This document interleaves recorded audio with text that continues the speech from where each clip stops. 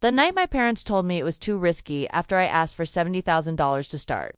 My tech company was the night something inside me finally cracked open. I had proof, clients, a working prototype, revenue projections printed on crisp paper, everything they always said I needed to be serious. Yet my father barely looked up from his newspaper. Too risky, he said, voice flat as a closed door. My mother nodded beside him. You have a stable job. Don't throw your life away. I stood there holding my laptop like a child holding a drawing no one wanted to see. I closed it slowly, swallowed the burn behind my eyes, and left. What I didn't know then was that 3 months later, they would hand my younger sister $725,000, a new BMW, and an office lease without a second thought. And that was the moment I stopped asking for permission to exist. I'm Ava, 31, senior product manager by day, the daughter who always paid her own way by night. Growing up in the same red brick house in Charlotte, I learned early that love came with conditions, and conditions were never applied equally. When I was 15, I wanted to go to coding camp.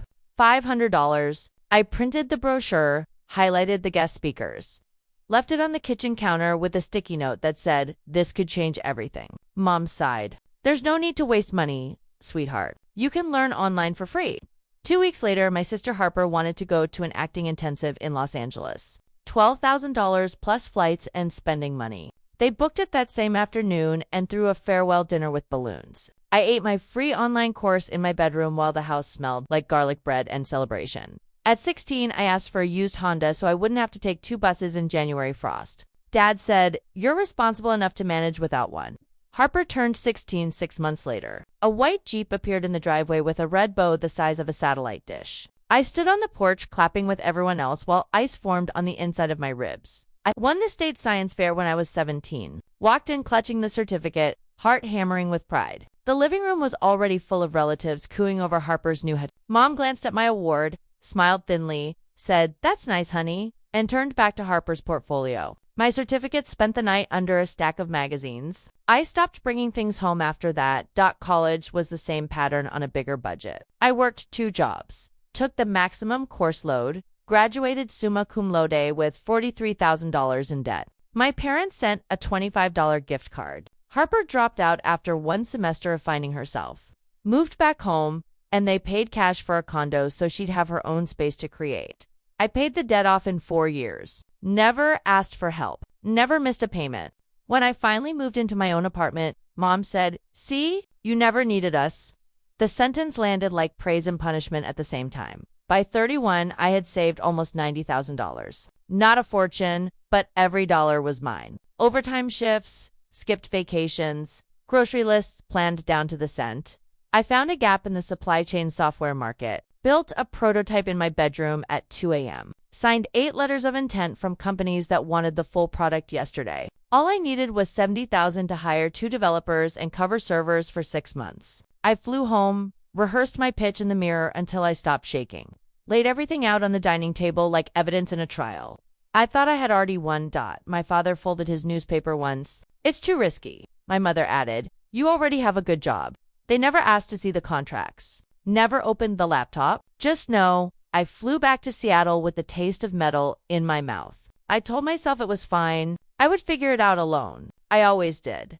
Then Mom called one Thursday night, breathless with excitement. "Harper is launching a wellness brand thing. We're so proud. We're giving her $725,000 to get it off the ground properly. Plus a car she needs to look the part." She said it like she was reading the weather. Sunny, proud, final. I stood in my kitchen holding a cold cup of coffee that never made it to my lips. $725,000. A BMW, designer packaging, a warehouse loft. All the things that were too risky for me were suddenly safe bets. When the name on the dream was Harper, something inside me went very quiet. Not angry yet. Just still, the kind of stillness that comes right before a bone sets in a new direction. I didn't scream. I didn't send a single text. I opened my banking app and did 4 things in complete silence. First, I moved every dollar above $20,000 into an account they had never seen.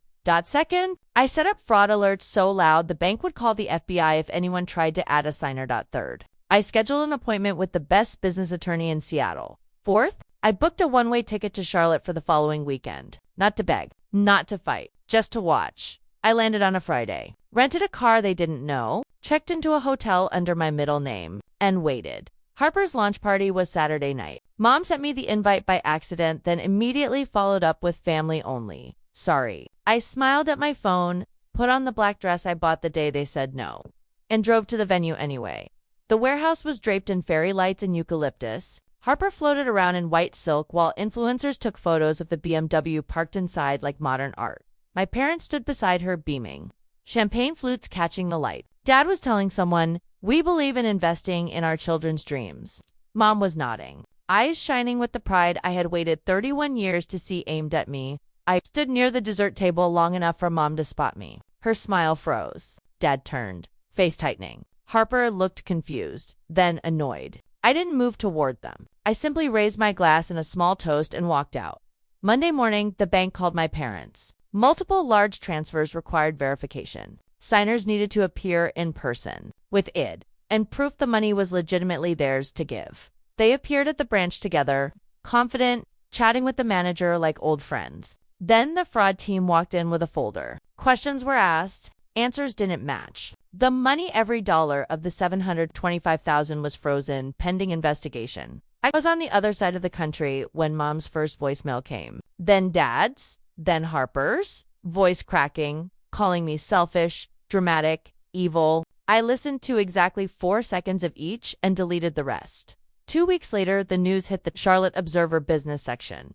Local investors questioned source of funds for new wellness brand. The comments were brutal. The warehouse lease was terminated. The BMW was repossessed. Harper stopped posting. My parents, aged 10 years and a month. They left voicemails that went from fury to bargaining to tears. I saved them all. Never answered once. I launched my company with the $90,000 I had protected, plus a seed round from investors who actually read my deck. We signed 12 paying clients in the first quarter. Year 1 revenue cleared 8 figures. 6 months after the party, I flew home again. This time, I drove my own car new, paid in cash, registered only to me. I parked in front of the red brick house, walked to the door, and rang the bell. Mom opened it.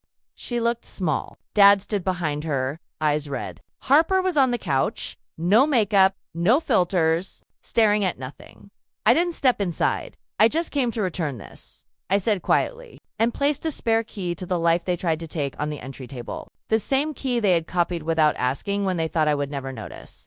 Mom started crying. Dad tried to speak. Harper looked up for the first time, something like recognition in her eyes. I met each of their gazes, calm, steady, unafraid. "You taught me risk," I said. "I just chose a different one."